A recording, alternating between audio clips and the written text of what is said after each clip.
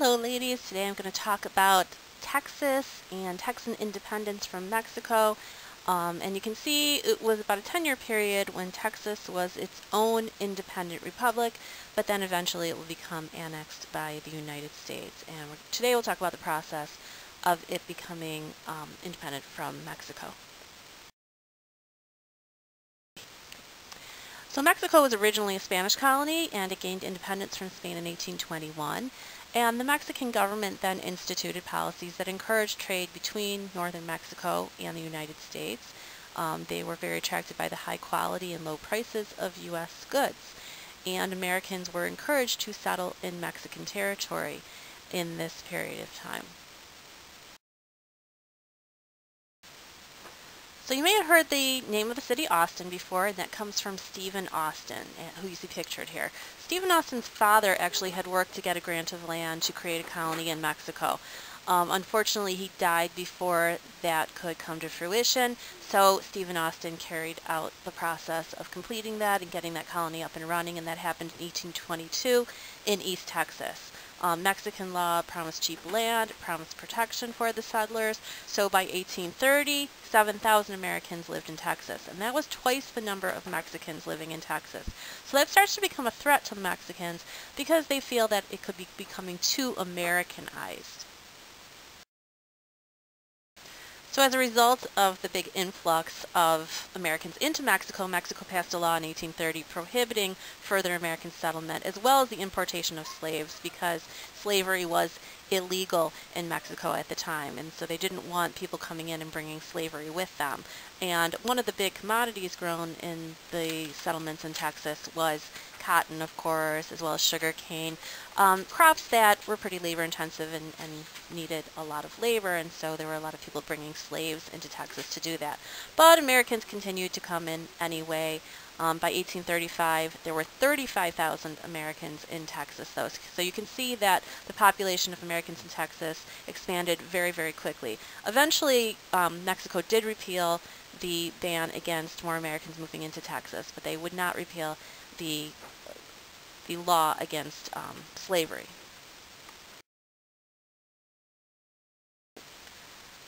So now that the Americans had kind of taken over Texas in a way, they demanded self-rule. They also wanted to guarantee that slavery would be allowed in Texas. When the Mexican government wasn't giving that to them, the settlers began to rebel. The dictator of Mexico, Santa Anna, who you see pictured here, refused self-rule for Texas, and eventually he will send troops to Texas, especially once Sam Houston became commander of the Texans and started to create an army that was rebelling against the Mexican government. Of course, the name Houston you'll also recognize as a city in Texas. The most famous event in Texas's war for independence would be the Alamo. In December 1835, Texans ousted or kicked the Mexicans out of the Alamo. The Alamo had been a Spanish mission that was currently at the time being used as a fort. And the Spanish, when they colonized in what's now the southwest United States and Mexico, they built a series of missions. They were populated by missionaries, by Franciscans and other orders that would basically Christianize the Indians in that area. The forts also became used as trading posts. They also, again, became used as forts for security as well. So these are important institutions in Spanish as well as Mexican history, basically, and that's what the original purpose of the Alamo was. At this point, it was a fort that the Mexicans were using, and the Texans kicked them out of that fort. So 200 Texans occupied the fort. They were trying to allow time for fellow Texan rebels to assemble an army and get, more provisions and supplies, but more Mexican troops arrived in February of 1836. The Texans lasted for 13 days in the Alamo before the Mexicans were able to force their way in. You can see here March 6, 1836. And some of the most famous names at the Alamo were Jim Bowie. The Bowie knife is named for him. Davy Crockett, famous frontiersman. William Travis, and almost 200 others were killed at the Alamo at that time. So this phrase, "Remember the Alamo," became a great rallying cry for the Texans as they continued their fight. It's kind of like today if people said, "Remember 9/11," as a reminder of why we're fighting the war on terror, particularly in places like Afghanistan. And it provides, the will and the morale to continue fighting.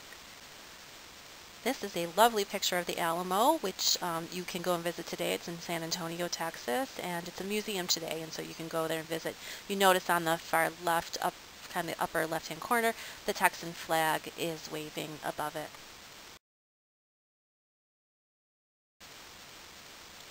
Even before the Alamo was seized, a few days actually before that, in March 1836, rebels declared the Republic of Texas. They declared their independence, much like America did in July of 1776.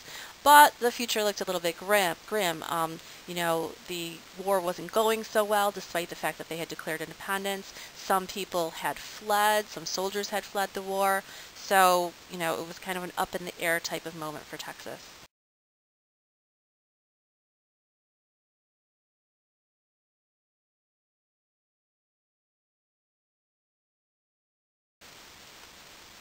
Luckily for the Texans, the tide turned pretty quickly, and on April 21st, the rebels, being led by Sam Houston, launched a surprise attack against the Mexican dictator Santa Anna, who was commanding the troops at the San Jacinto River, chanting that phrase, "Remember the Alamo." And they were able to capture Santa Anna, and they forced him to sign a treaty, the Treaty of Velasco, giving Texas its independence. So Sam Houston, that commander who had led the Texans, was elected the first president of Texas in 1836, and they created a constitution that was modeled on the U.S. Constitution. So at this point, Texas is its own country, essentially, a republic known as the Lone Star Republic.